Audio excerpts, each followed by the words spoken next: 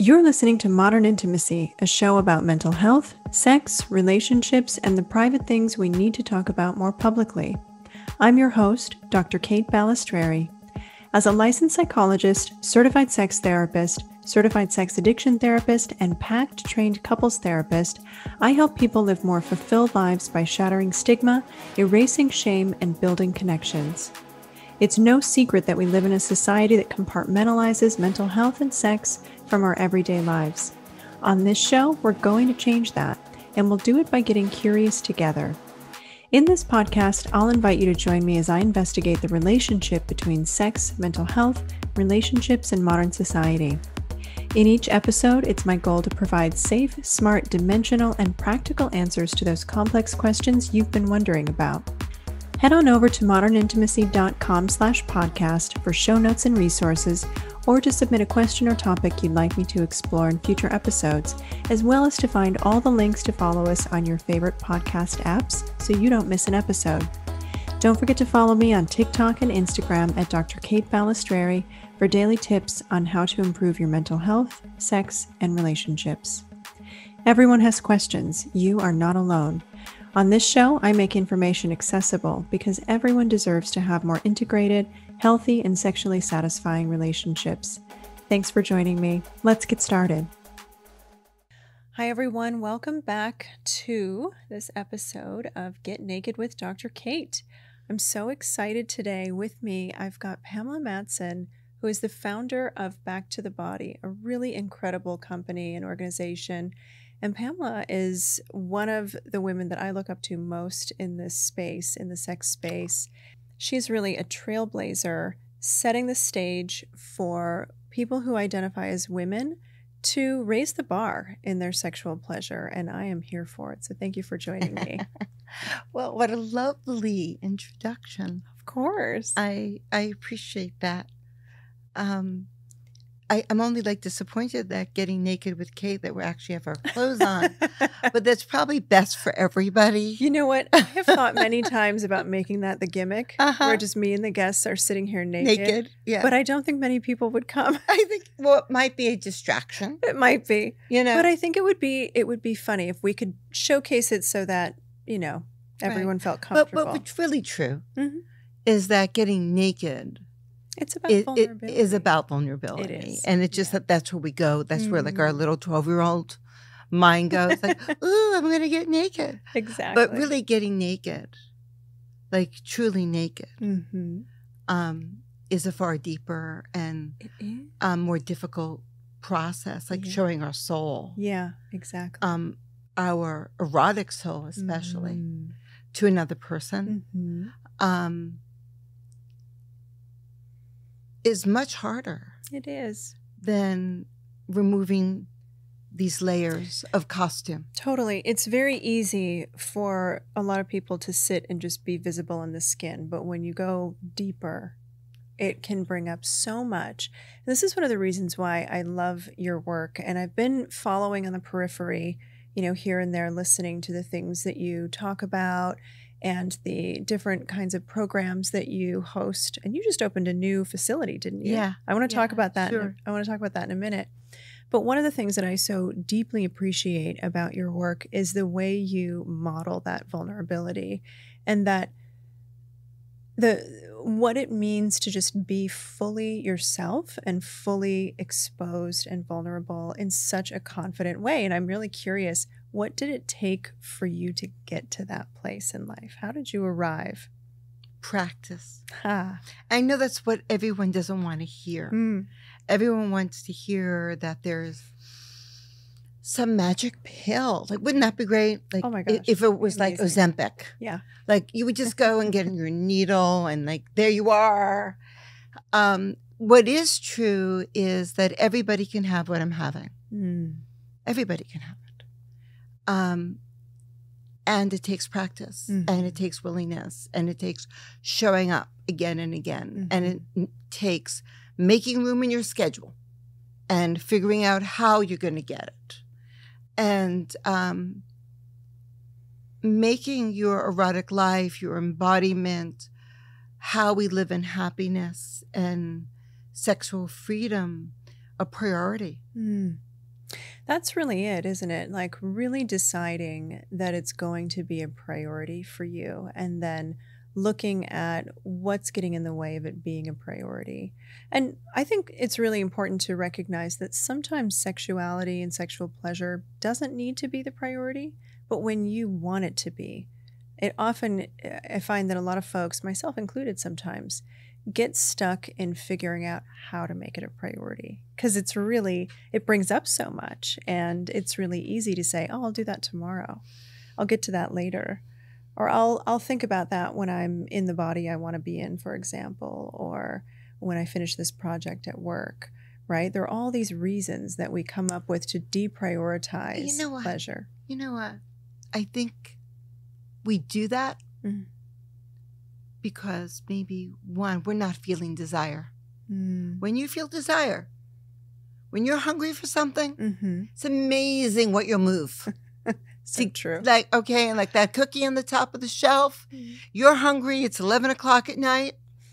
You don't care who you wake up and how you're stumbling around the kitchen, you're going to get that cookie because you really, really want the cookie. Right. So I think when it comes to sexuality, some people go into a place of, well, maybe there was some rejection, maybe there was some pain, maybe there's shameful feelings about our bodies. Maybe there's this feeling that it's going to work for me. It may work for you, but it's not going to work for me.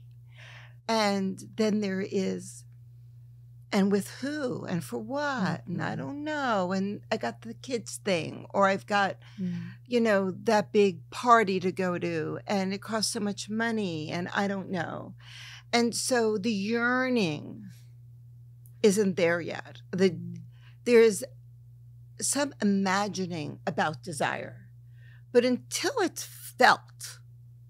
actually felt in your body, I think it's very easy to put off, which is why, I work in immersion.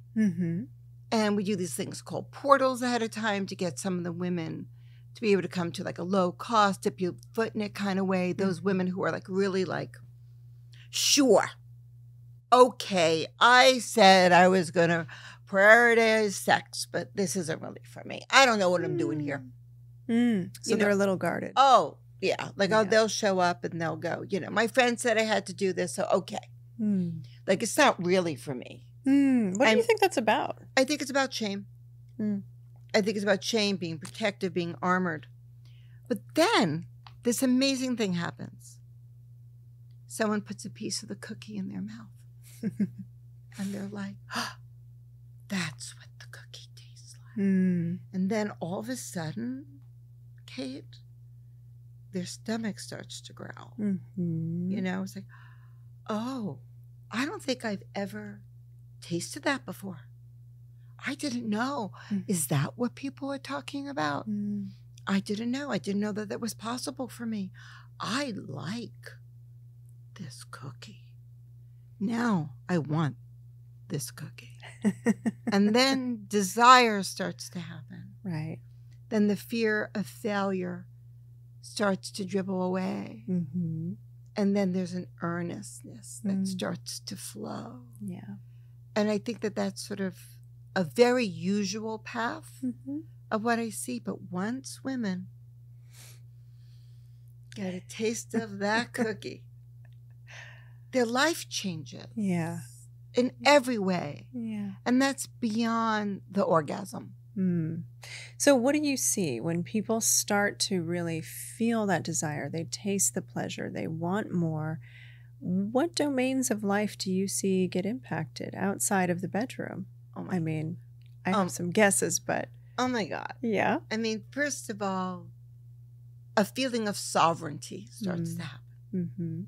Like, oh, this is my body. It actually doesn't belong to them, the he or the her that's in their life. Or even further, my culture, my parents, my religion. Yeah. Right? That's so important. So I think a feeling of sovereignty starts to happen, embodiment. This is mine. And just because maybe the lover or the partner in their life isn't interested the way they used to be or the way they ever were, there is an opening to, oh, this can feel like that. Like, oh, I didn't know. And so how does it impact them? Well, I've seen women do everything. I've seen women get married. I've seen women get divorced. I've seen women who weren't dating date. I've seen women finding out what their core erotic desires and needs are. I've had a woman say to me, wow, when I was in session, the practitioner asked me what I wanted. Nobody's ever asked me before what I wanted. And so that created a space that became a whole session about, what do I want? Who am I? And so changes around money, that the money in the household, their money actually belongs to them. And that they actually can spend it on themselves. Oh, they don't need permission. Right. They give themselves permission. Yeah. So this idea of permissioning, this idea of being able to have access, because women didn't have access to this. And what was accessible to women wasn't always safe enough. Say more. I agree with you. I want to hear where you're going with that. Well, I know things have changed over time. So let's just say things have changed over time. Much to the chagrin of some. Right. When I started to do this, which I chronicled in my book, Shameless, I was 40. I didn't know what I was doing. Okay. I was couldn't find, it was dry as a desert out there for women. If you were a man, and I don't care what your orientation was, if you actually had otherwise known as a penis, you could find whatever you wanted. In terms of what? In terms of pleasure out in the world? In terms of help for pleasure? What are you talking about? I'm talking about practitioners, opportunities, sex parties, partnerships, therapists, sexological body workers, tantra, whatever it was. Pick up the phone. Hi, 1-800-dominatrix. There was nothing available for women. And so I ended up looking at gay men. And gay men who had words. I started to pick out the code. Sacred intimate, sexological body worker. Joseph Kramer, for those of you who don't know him, original founder of Body Electric and sexological body work and sacred intimacy. And I started to notice those words. It was like a puzzle. And then I would go on these adventures. I would plan my own abduction. And I would go on these little adventures with my women friends, knowing where I was and when I was going in and when I was going out. So what I found was a mixture of very talented, sweet men who didn't know a lot about vulvas. I found in the Tantra community, and the Tantra people, please don't write me. Uh-oh. All right. I just, really, it's okay. The men who I worked with there were very anxious for me to touch the magic wand.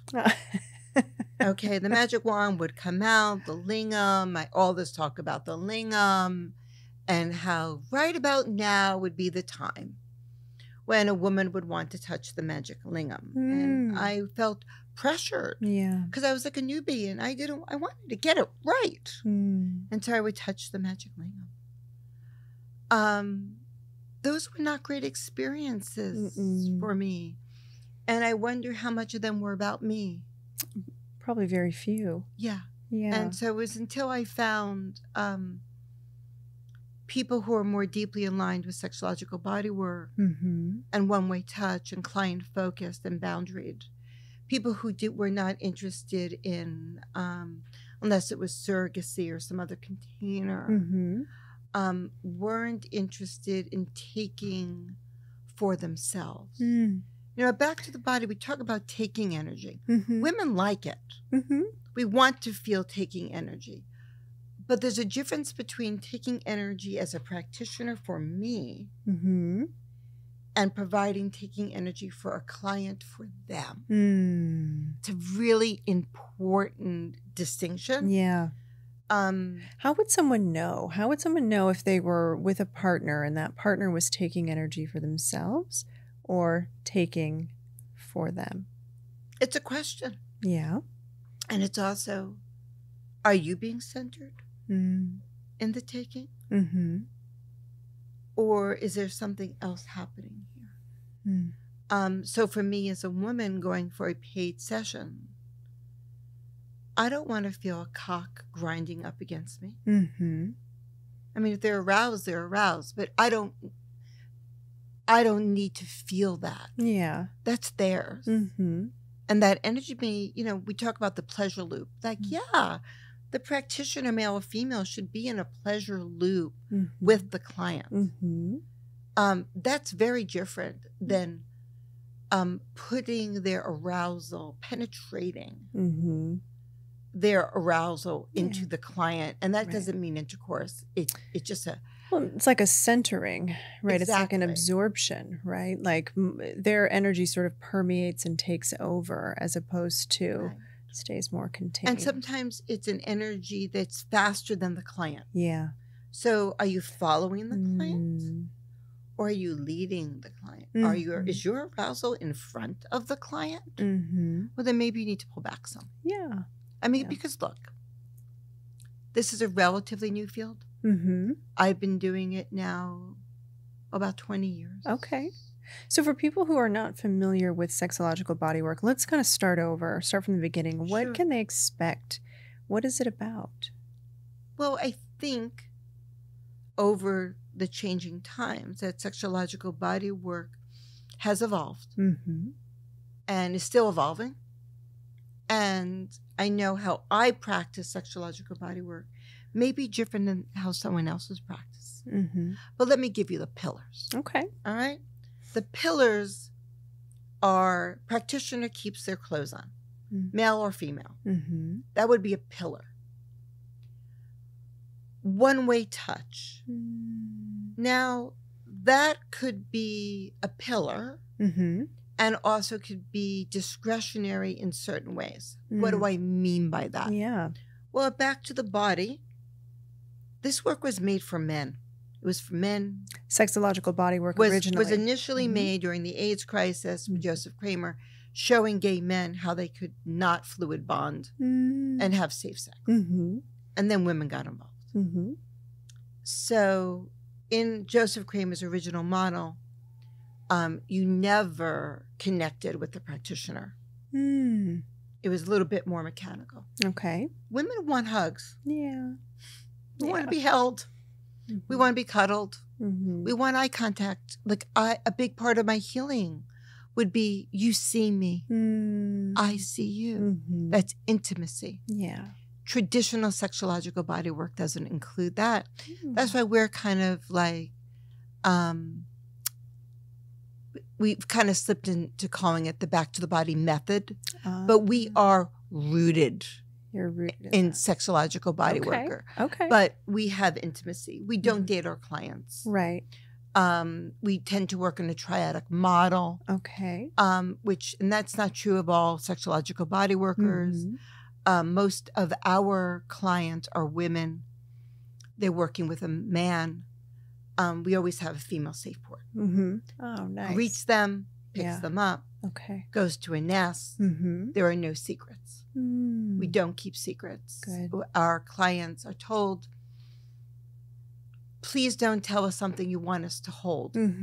Within our group, like within our teaching group. From one practitioner to the other. In our container, not like somebody out there. Yeah, right. You're confidential to the outside world. So having a place to talk, breath, movement, dance, touch, voice, 5 tools of sexological bodywork for everybody. So if you are looking for a practitioner, ask them about these things. Like, would be a good question. How do you hold sexological body work? Like, what does that mean to you in your practice? And they would maybe get a different response than, how is that in your practice, Pamela, at your retreats? How do your practitioners hold the guidelines? So you do retreats all over the world, right?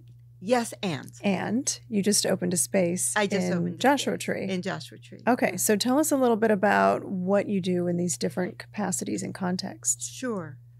So don't worry, we still do international.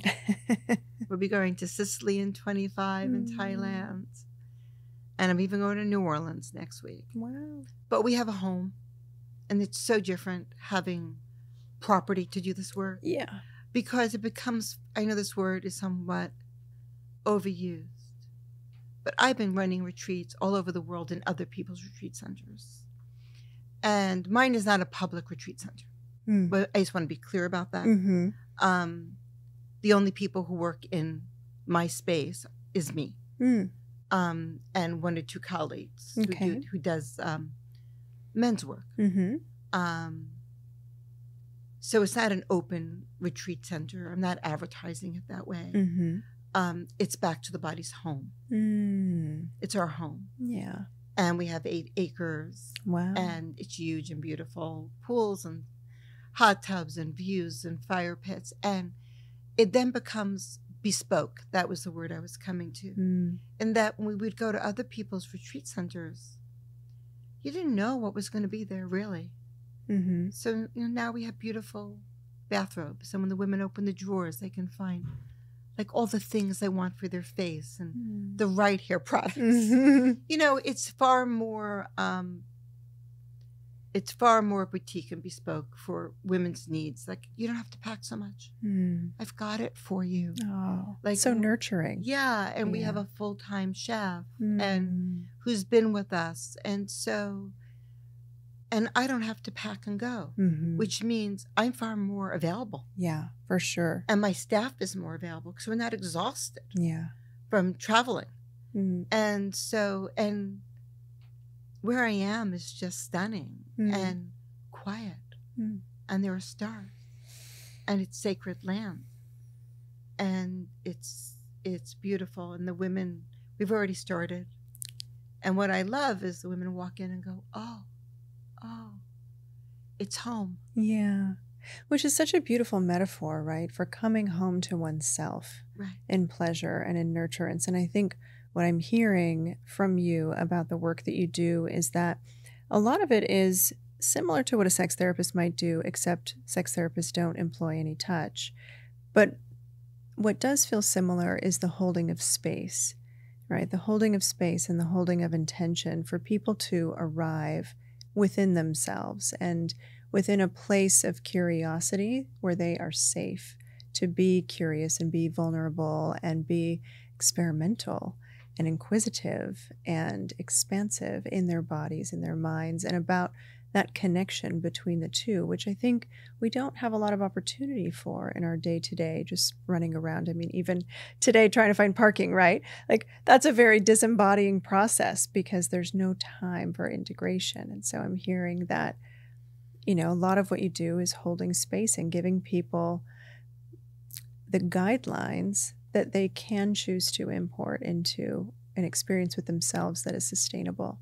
I wanted to talk about talk therapy. So at our closing ceremony, one of the things I talk about is, so do you have your appointment with your therapist? Because I don't think this is one or the other. I really don't. I think people who think that the touch cure, if you want to call it that, right? That the hands-on work is going to do it all for them. You need someone to talk to. Now, what is true is I offer free support groups forever for the women. Like, we don't just drop women. I think we're one of the few programs really great. Like that that offer a free support group. We once a week with therapists. That's a group experience. And I love that we're able to afford to do that for our women. I also think that it's responsible. I do too. To not just drop people on their butts as they walk out the door. Right. But I also think you need your own primary sexual wellness therapist who's sex positive and understands the work that you are doing in immersion. Yeah. I would say trauma informed and sex positive, right? Yeah. Because there is so much to really understand about the way the body both responds and recoils to touch when there's trauma or when there's possibility for growth. There's just a lot going on there. The interesting thing, and I don't know that we have time to talk about this today, but one of the interesting things that we're finding with trauma is many women who are sexually abused at a young age are imprinted. They are imprinted. And they're imprinted with a certain fantasy, and there's shame around it. And it's the only way they can achieve orgasm is by reliving that. And so instead of trying to cure them of the imprint, we've started to work with it.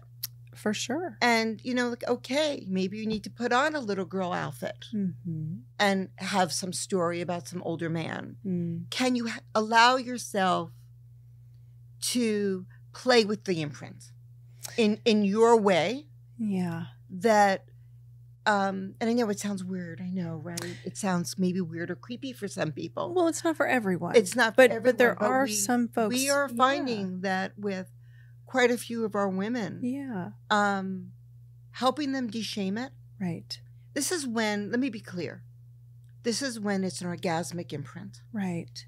Right. And when they have no other access to arousal. Right. This is the path, and that it's not going to change until they live with this deep shame. Yeah. Which holds them back. And so sometimes our work is around, okay, how do we integrate this? Because exiling this part of you, it's not working for you. And you're in therapy for 20 years. It's not working for you. So how do we take the imprint and work with it in a positive way that de-shames it for you and allows you to move on with your life and your sexuality? Yeah, that's beautiful. It's beautiful. A lot of survivors talk about that, feeling like they can't heal from their trauma or they aren't healed, period, as if it's a finite arrival destination, right? But they worry that they're not really moving forward in life if they can't find a new way to be sexual. So I really appreciate you bringing that up because it is really challenging to try to fight your arousal template. And you can certainly work to create more expansiveness, and you don't always have to. And so sometimes the healing is in turning something that was disempowering into something that's empowering and on your terms. Absolutely. Yeah. And what's also true is we get lots of women who don't have trauma. Right. And they're coming because they want to explore their sexuality. We have very well-known sex educators who come, who need a safe place to explore their eroticism. I still do this work for me. I have an erotic mentor, and I go and I do sessions. And I do sessions before retreats and after retreats because sex is evolutionary. It is. We're always changing. This is like yoga or any other kind of life practice. This is my life practice. This is my altar. This is where I touch God. This is where I release the stress and daily trauma of being a woman in this world right now. This is where I go and have fun and play and explore fantasy. Because we're talking about all this deep stuff, which is important. And sometimes we take sex too seriously. And so true. Sometimes we need a place outside of our partnership. Yeah. Where maybe, so let's pretend for a minute, Kate, you're my partner. And I finally find the courage to tell you that I love spanking. And what if your reaction is not, oh my God, I've been wanting to spank you for years. Let's take classes on spanking. Let's go toy shopping. It could be, oh, yuck, that's really gross. Mm. And then you're stuck with the fact that your partner knows this about you forever. Mm-hmm. And so some people want a place to work this out first Mm-hmm. and really find acceptance around their own arousal path, their own. You know, I don't love the word kink because it sort of puts our sexuality in buckets, but our turn-ons. Mm-hmm. And to have a safe place to deeply explore your turn-on with somebody who knows what they're doing. Yeah. Yeah. Very important with a spanking. Mm-hmm. Well, with a lot of things. Yes. But absolutely something that could inflict pain. Right. Yeah. Or pleasure. You want maybe to begin with to get really comfortable, know what you like. Right. And then maybe you're ready. Yeah. But I think a big part of that too is having the somatic experience of what this is like so that you can address any shame that exists in your body. And then when you do bring it to a partner, if you've waited, it doesn't feel like such a harsh criticism if they can't get on board with what you already know to be a truth in yourself, right? You can much more readily understand, oh, this is about their shame or their limitation or their stuff, right? It doesn't have to change what I like. It doesn't have to change what I know I want or what I know I want to explore. I mean, it just gives us a lot more truth to have practiced and embodied a sexual experience that maybe we're not so sure we can import into our partnership. I think what you're saying is like right on the nose. Mm. So if we get to do our learning and we get to own it, we get to know how it feels. Yeah. We come in with more power in having the conversation because we're not walking in shame. We've already been embraced in this. We've already had the affirmation. Yeah, the acceptance. That you're not a weirdo. Yeah, I love that. Well, we are coming up on our time boundary. What is the one thing that you want anyone listening, but particularly people who identify as women, to really rethink about their sexuality? If you're not feeling desire in your life, the chances are you're bored. and I would take a look at that. I would take a look at that. Like, is it that you really have no desire, or you really just have no desire for that vanilla wafer? And it's a little stale. It's a little stale, and that's normal. Yeah. And that you don't have low desire. You're just freaking bored. Yeah, bored, burnt out, exhausted. And so what can you do? So the challenge then becomes, what can you do to light your fire? And I wouldn't be depending necessarily on your partner to do that for you. I think there are some things that we need to be able to do ourselves and with support and in sisterhood. And I would question your self-diagnosis. Yeah. That you have low desire. What would you say to people who are like, yes, this sounds amazing for me. I want to sign up right now, but my partner isn't going to be down for that. This violates our fidelity agreements. How would you encourage them to reconcile that, talk to their partner about it so that they can embark on this journey with clear conscience and maintaining their integrity? I would liken this to seeing a personal trainer. Like, well, first of all, you need to have a permission to see a psychotherapist. Do you bring your partner in? Some people, it really does create a lot of tension in their relationship. So see a psychotherapist? Yeah. Well, that would be then true here too. So these practitioners are not there to find a girlfriend or a boyfriend. They sign agreements, contracts. They don't date. Right. They wear gloves for genital touch. They keep their clothes on. These are erotic educators and coaches. Yeah, they're professionals. They're professionals. They're not about to lose their job for you, as beautiful and special and amazing as you are. they love what they do. And so I don't think it's about that, though.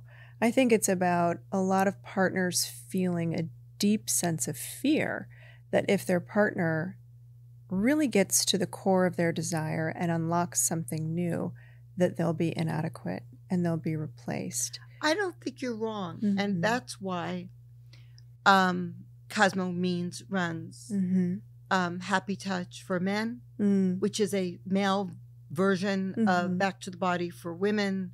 Court Box runs it for gay, bisexual, and trans men. All the same model. We're all colleagues.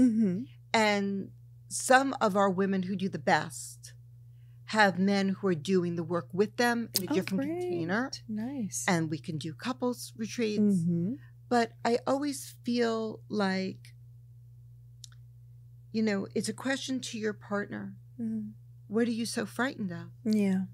And would having me be more embodied and more sexual be delicious? Like, would you like me to actually not hide under the sheets? Well, you know what? I think that's a really important question for people to ask their partners. And there are going to be some relationships where the answer is actually no. Their partner doesn't want them to be more embodied because that creates fear and threat for them. They're not in control of somebody who is more embodied and who has expectations for sexual pleasure, right? And so when those relationships are faced with that information, that brings up a lot of really difficult choices about how do I stay in a relationship where my partner doesn't want this for me? What does that mean for us? So even I think coming up against that roadblock is important information to take into consideration when you're thinking about where did my desire go and what are my options? Can I have a moment to comment on one word you said? Yeah. In there, in all that juicy language, was the word control. Yeah, of course. Will I be able to control her? Yeah. So we have a sovereignty program. It's like, okay, ladies, are you really going to keep your vulva on the shelf, gathering dust, because your partner wants to control your pussy? Yeah. And, you know, there's a lot of people in the world right now that wants to control our vulvas. Yes, there are. And, you know, what I say to that is hell no. And that's another issue to work out in your partnership. But is that how you want to live your life, really? Like, where your eroticism is held back by your partner's fear of how big and delicious and enjoyable your sex life could be. And my answer would be to that, I love that. Well, Pamela, where can people find more about you, about your work, and get in contact with you if they want to work with you? Well, the good news is I'm not hiding. So you can find me on Instagram, on at the Pamela Madsen, on Facebook, and at Back to the Body, backtothebody.com. Get a consultation. Come to a small event. We have this wonderful sovereignty thing opening up in January, which starts virtually and then goes into weekends and full retreats. So you know what? Go at your pace. But go. Love it.